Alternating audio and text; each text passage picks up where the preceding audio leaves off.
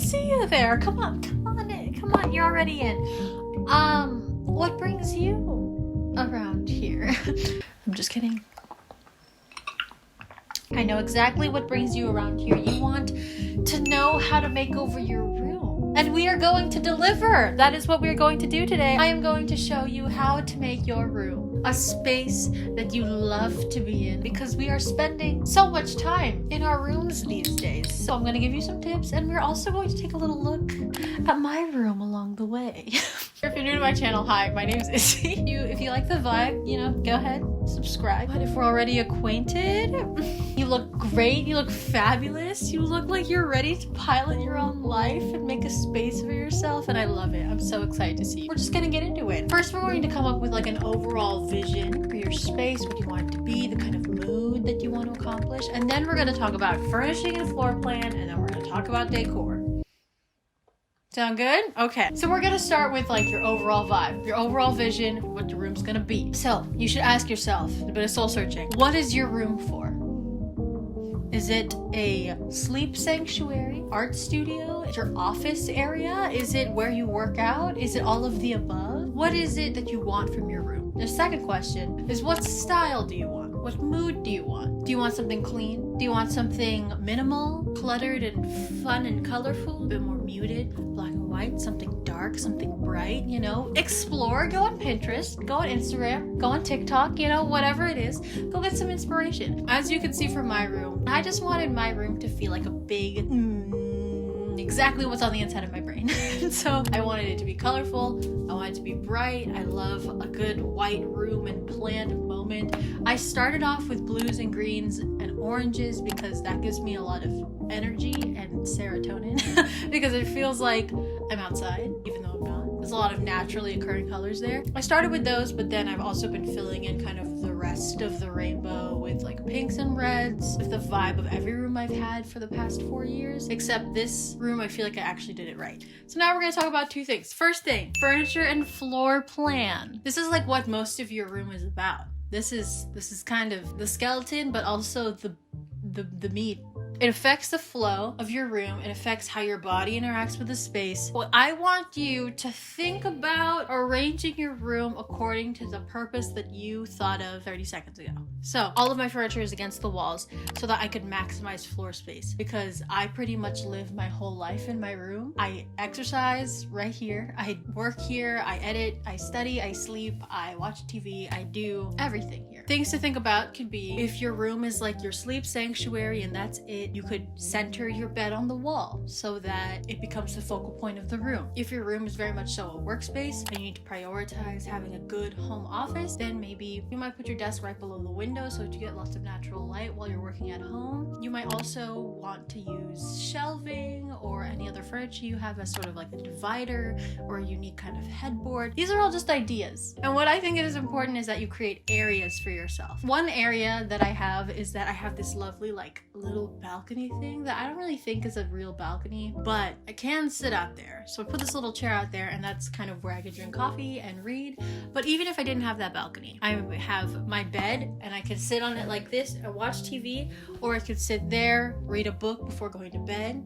I have my desk where I can do work, and I also can sit on the floor, exercise, blah, blah, blah over here. I feel like it's important to create these areas so that you can move around more in this space, so that you don't feel like you're just stuck in one spot. I know since remote learning and remote working has like started, a lot of people have been working on their bed, or they feel like their whole life is spent at their desk. And so just being able to move around your space, whether it's sitting on the floor, sitting on your bed, or sitting in a chair somewhere, it's important to be able to have a diversity of where you could be, And as for furnishings, I would say try reimagining the furniture that you already have. Does that make sense? I've had all of my furniture since I was in middle school, except for a few things that I got in college. I was kind of getting sick of them, but then when I moved into this room, because my childhood bedroom's down the hall and this was my brother's old room, when I moved into this room, I wanted to like change things up. And so this is actually a headboard. When it's assembled the way that it should be and situated with the bed as it was intended, it eats up so much space. And because I don't want my room to center around my bed, I decided to push this against the corner and put it on the side of my bed instead. And it's supposed to have these shelves on both sides, but I decided to take out that shelf because that's where my head goes. And it becomes this like fun decor piece instead. This shelf was previously mounted on top of my desk, but it was just like this giant monolith of a thing that wouldn't fit into my room the way that I wanted. So I decided to take off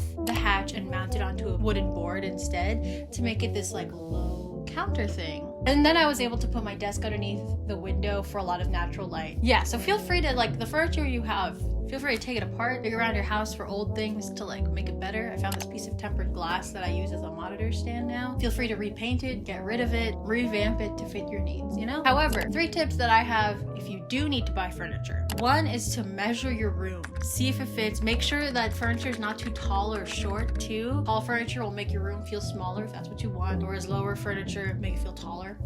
And as much as you can like do a floor plan, it will feel very different when it's actually in the space. So just keep that in mind. Number 2 would be choose wood stains that all match each other. Wood stains that match each other depending on the mood that you're going for. So I love light stained wood, but you can go for dark if you want. 3 would be to prioritize storage. This bed has underbed drawers, which is really useful, and I can only access one of them, but the other 3 are used for long-term storage. So yeah, prioritize storage. Make sure you account for like storage when you're measuring out your room. I never thought about storage when I was planning my room, so when I came into this room I realized, oh, it's very important. Let's just like get into decor. So to me, decorating your room is the absolute best part about making your room. This is when it becomes personal. I am a huge believer in the fact that my room is an extension of me. I consider my room something that I have to like nurture as much as I put on clothes in the morning or do my hair or my makeup in the morning. Like, it's that much of an extension of me. So the first thing that I usually start with when I'm thinking of decor, what I want to put in my room, and the question that I want to ask you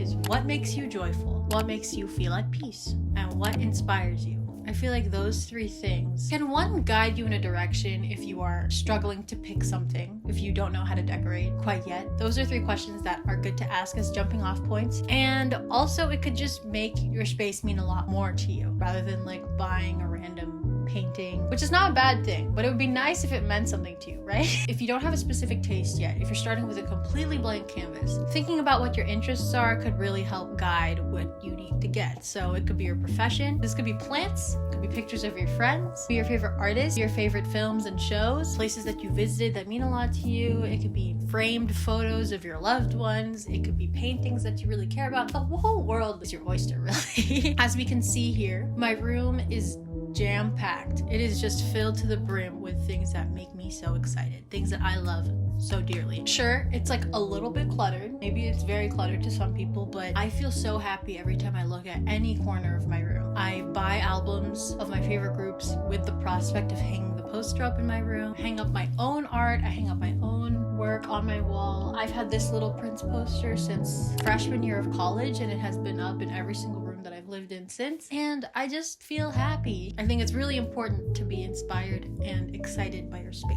When it comes to buying new decor, I would think about if it fits your space, if it loosely fits with amongst the other decor that you have or that you're thinking of buying, and if you can see yourself using it for a long time. Number 2, get plants. You have to just get plants. They don't even have to be real. Just get a fake plant. Something about the color green and the organic shape of a plant brings so much life and like softness, just something different to your space that you cannot achieve with any knickknack, that you cannot achieve with anything else, really. And so I totally get why people have the fake ivy on their wall.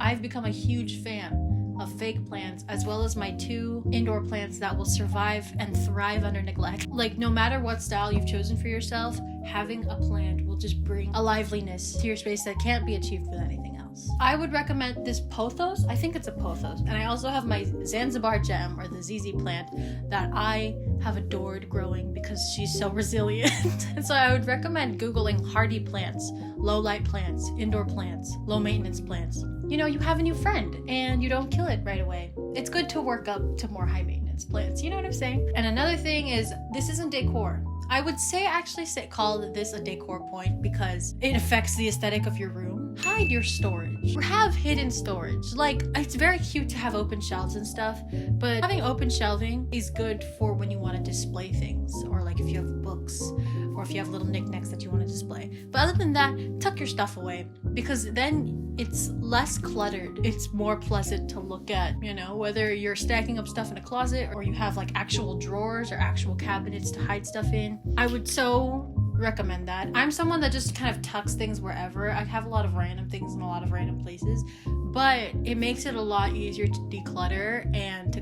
tidy up my space when everything has a place to be. Items I use most on my desk, I put near my desk. Items I use most in my bed, I put near my bed. Just so that it makes it easier to tidy up and it's less of a hassle. Clear space is a clear mind. And then just some like loose ideas I have for you. I like to get my fake plants from like an art supply store, because then I can kind of judge the quality with mine own eyes. I don't really trust ordering it online because I don't know. And you can get like containers for them, glass jars from food packaging, thrifting them. And also art supply stores also have like table, like centerpiece, stuff like that. I also love the idea of using mirrors as a piece of decor because it's functional, obviously. It gives like depth to your room, which is important if you have like a very small or dark room. I'm sure you can get like a big mirror from a thrift store or secondhand, like Facebook Marketplace or something. But before I knew that, bought these mirror tiles online, and I got like command strip Velcro things, and I stuck them up on my wall. And I did that over the summer because I really wanted to learn K-pop choreography. And so I did, and it's like my favorite thing about my room. And that's all I have for decor specifically. But my last most important piece of advice is that you should move stuff around, try new things out,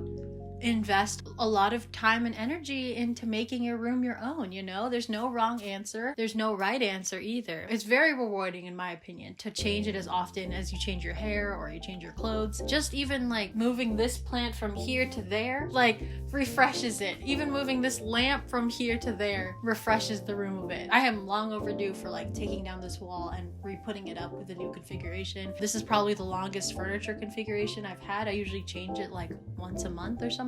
It's your space, and I want you to feel empowered to change it up and do whatever you can with it, and to have fun in doing it, because it gives you a sense of agency.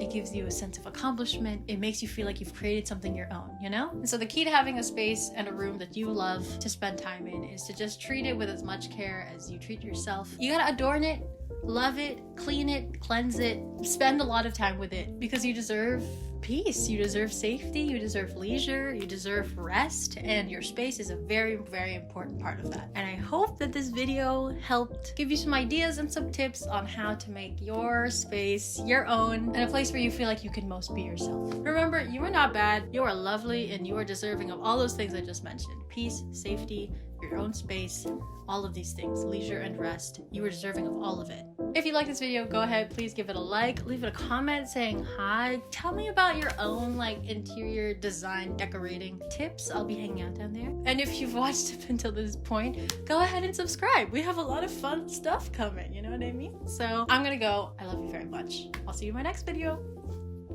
Bye!